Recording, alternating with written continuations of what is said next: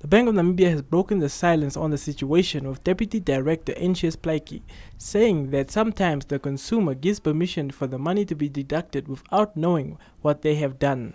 We have noticed that sometimes people call and you give your details, and that is also a form of authorization and the money is then deducted, but consumers don't know and understand that they then authorize the money to be deducted. Many times consumers don't read and they don't know what they're signing up for, but then there are also instances where money is deducted from consumers' account where they have not granted permission to do so. That's why it's important for them to review their bank statements regularly to make sure that they detect it early.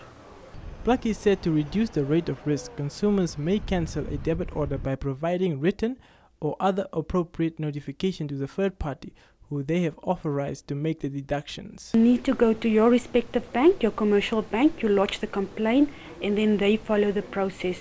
The time differs from bank to bank, but then they will take the necessary documentation that you need to provide, and then they will follow the process through.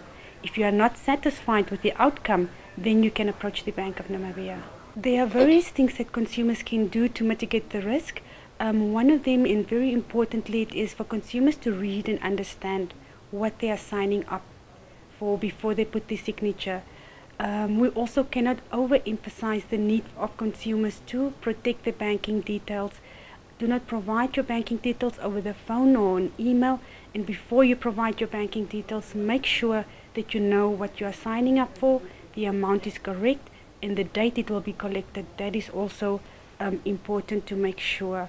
Clients are urged to report any suspected fraud to their respected banks or police station within 40 days of the transaction.